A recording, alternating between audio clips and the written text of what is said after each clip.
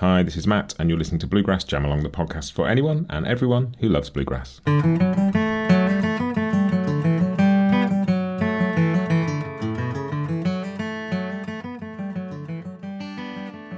Hey everybody, welcome back. This is your Bluegrass Briefing for Monday, December 11th, 2023. So, last week on the podcast, we had an interview with Ted Olson of East Tennessee State University, and we chatted about the Bristol sessions, but also about the Johnson City sessions and the Knoxville sessions, and just the whole thing around what was going on in East Tennessee, that part of the 20s and 30s, talking about music recording, talking about sort of the technical way it was recorded and how that made a difference. We talked about the context, some of the musicians. We talked about how the Depression affected record sales. We talked about how that collection of sessions all went on to influence people and sort of factor in part of the sort of creation story of roots and bluegrass music. Really interesting stuff. For somebody like me who knew a bit about the Bristol sessions but not much about the context, that was a really interesting conversation. So if you didn't listen to that one, go back and have a listen. That was a really cool one. Coming up, I'm working on now, I'm on the interviews for the Earl Scruggs special that I'm putting out in January, because Earl would have been 100. And I've already spoken to Tony Trischka, who is always a joy, and I got to speak to Jerry Douglas for the first time since I've been doing this podcast. And in fact, I got to speak to Jerry Douglas for the second time since I've been doing this podcast, because we did the first recording. I asked for sort of 20 to 30 minutes. Jerry gave me nearly an hour, which was so generous. We had a great chat. And then I went to download the files, and I discovered that something had gone weirdly wrong with the recording process, and only 5 minutes of Jerry's recording had uploaded from his end. And I had 5 minutes of a great interview, and the rest of it was all missing, apart from just me. And nobody wants to listen to an interview with me and Jerry Douglas where it's just me and no Jerry. So I emailed Jerry's people, and they said, I said, look, I'm really sorry. This has never happened before, but I don't have an interview. Is there any way we could redo it? And they said, yeah, Jerry would happily do it again, which was incredibly generous. So we did it again. And I spoke to Jerry, and we had another great chat for another sort of 50 minutes. And that all recorded fine, and that was all great. And weirdly, in the middle of that, Jerry said, you know what, I think the audio from last time is uploading. And by the time we'd finished, it had, and I now have 2 interviews with Jerry Douglas. So I've got the content that's going to go in the Earl Scruggs thing, and that's great, but I've got loads more. So I think what I might do when the Scruggs stuff is done is compile all of that and do one big chunky interview with Jerry as well, because there's so much interesting stuff in there, and more than I'll have room for in the Earl Scruggs thing. So that will be a lot of fun. So thanks to Jerry, absolute legend. It was a pleasure talking to him twice, and I got to speak to him twice, so that's all cool. So yes, go back and check out the Bristol Sessions chat with Ted, and look forward in the new year to Earl Scruggs, including Jerry Douglas and Tony Trischka. But that is it for podcast news for now.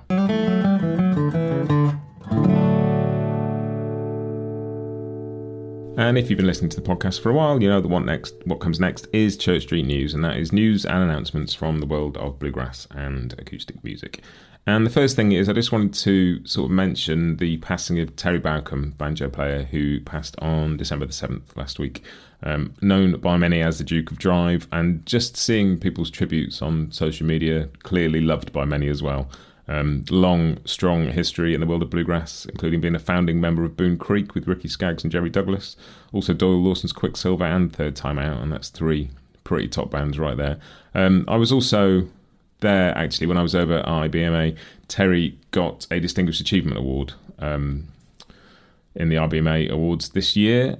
So, yeah, cool that he got that. And so many, I didn't know Terry. I don't know as much about Terry as most of you will. So I just wanted to sort of acknowledge that, and, condolences to Terry's family and friends, and all of you that knew him, worked with him, met him over the years. He's obviously really sadly missed, but thanks for all the great music. As always, that's always the thing, I think, to reflect on, is all the amazing stuff that is part of that legacy, and there's some amazing stuff in there. So, yeah.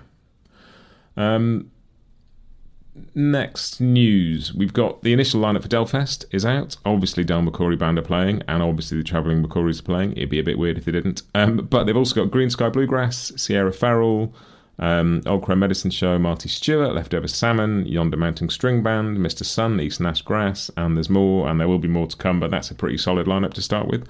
So that's Delfest for next year.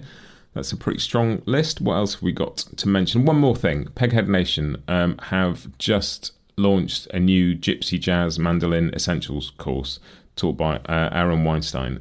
So that could be really interesting. I'd love a bit of gypsy jazz, and it translates really well onto those sorts of instruments. As you know, if you've heard any of the early Grisman stuff or even the later Grisman stuff, you know that sounds great with acoustic guitars and mandolins. And so, yeah, if you're interested in gypsy jazz, you play the mandolin, Peghead Nation. Don't forget that while Peghead Nation are sponsoring this podcast, you can get a free month of any course with the code that is in the show notes. So go and have a go at that one.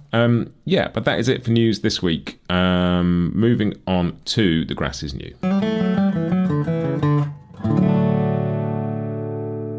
And a couple of things this week. First thing up is, it's not out until next year, but Kyle Tuttle, who plays in Molly Tuttle's band, has got an album called Labour of Lust, which is due out in February. But there is a single from it now, so that's why it's in the new releases bit rather than the news bit. First single's called Hard to Say, and that is now in the Grass's New playlist. You can have a listen to it there. Go and check that out. Hopefully going to talk to Kyle early next year around the time the album comes out. That would be a cool conversation to get to have, so I'm looking forward to that. But yeah, do go and check out the single and put that down your diaries for February for the album coming out. The other thing, Billy Strings has switched to Reprise Records, got a new record deal, and the first thing out is a live single. And I say a live single, it makes it sound something a bit less than it is. It is one of Billy's sort of classic live medleys, and it's Meet Me at the Creek going into Pyramid Country, going into Must Be 7, going back into Meet Me at the Creek, and it's nearly 40 minutes long. It was recorded live on March the 4th at the Winston-Salem Lawrence Joel Veterans Memorial Coliseum, and is apparently part of a chunk of live stuff that's going to come out. It's going to be released in physical formats as well, I believe, so there's going to be quite a bit to come. If you're a fan of Billy's, you know that the live shows are a massive part of what he does, and you know, one of those bands like the Grateful Dead or Bob Dylan or Neil Young, where the live stuff is always fascinating. So yeah, go and have a listen to that. I'm not going to put that in the playlist because it will take up a massive chunk of the playlist, but go and look for it if you want it. It is out there. So those are the main two releases, Carl Tuttle's single and the Billy Strings live thing.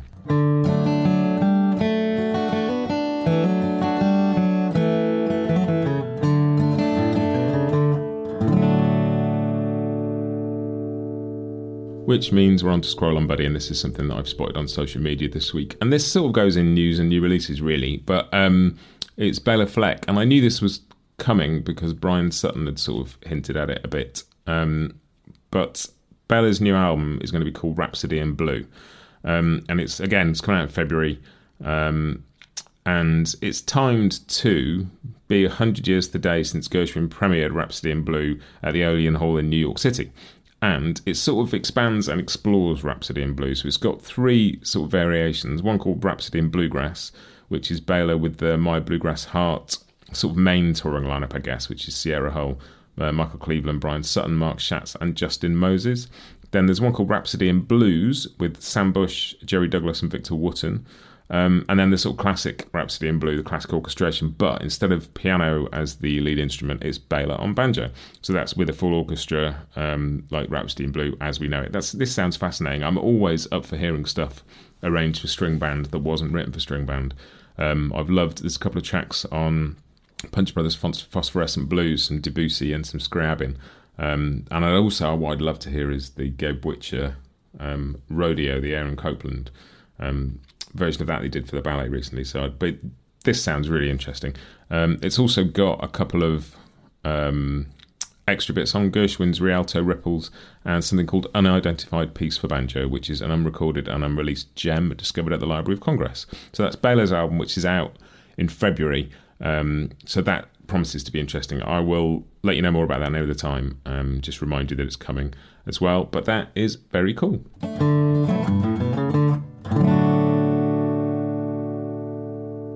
And that means we just got the final bit of this briefing, which is, as always, the In My Ears bit. I always have a chat about what I've been listening to. And this week, it's probably something you all know really well, and it's something that I love a huge amount. And it's the Skaggs Rice album.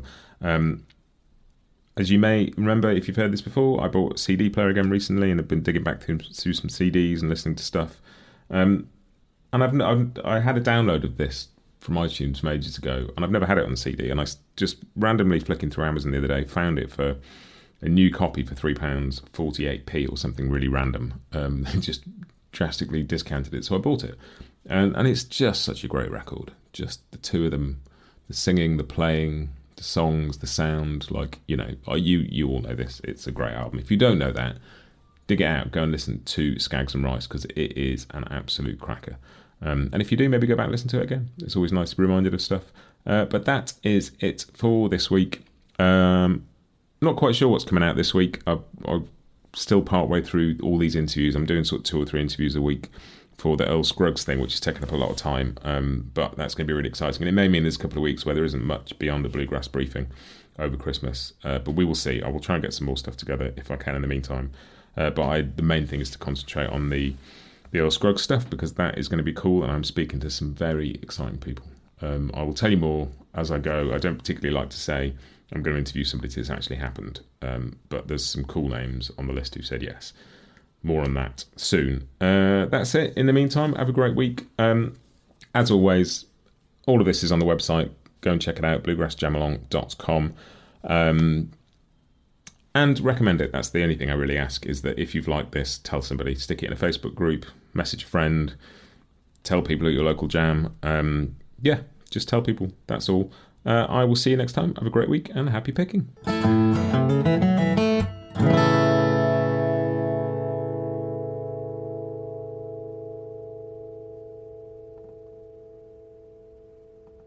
Bluegrass Jam Along is proud to be sponsored by Collings Guitars and Mandolins, making some of the finest guitars and mandolins in the world since the 1970s.